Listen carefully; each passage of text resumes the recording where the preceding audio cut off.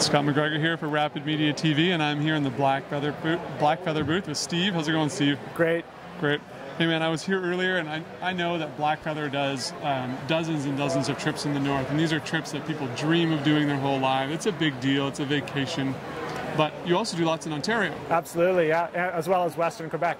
Okay, perfect. Yeah. So why would they do one of the Ontario-based or Western Quebec-based trips first? Exactly. So all of our trips in Ontario and Quebec are close to home, and they're really accessible. But most of all, they're fun. And what we find on these local trips is it builds an excitement, and people are hanging out with other paddlers from the area. They're meeting new friends, and they're building excitement about their dream vacation up on a northern river in Canada. Right. Perfect. So that's one reason.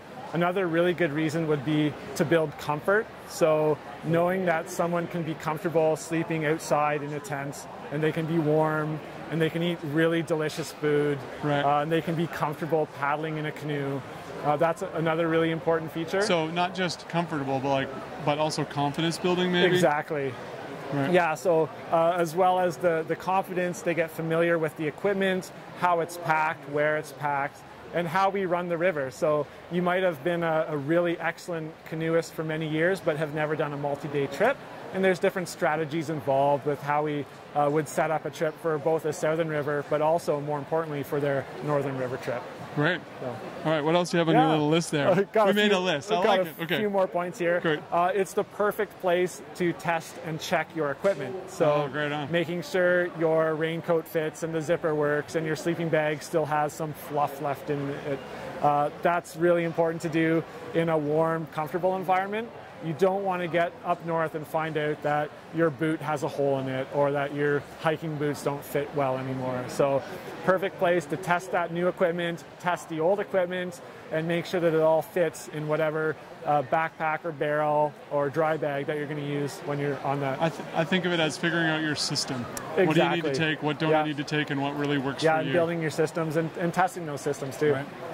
Yeah, so moving on. Okay. We mentioned that it's accessible, so there's little planning involved with doing a river close to home, and you don't need any additional gear. You can basically show up at the rendezvous point and be out for 3 days. We provide everything, and like I said, it's fun, and you get to test everything and practice. Perfect. Is that the last of the list?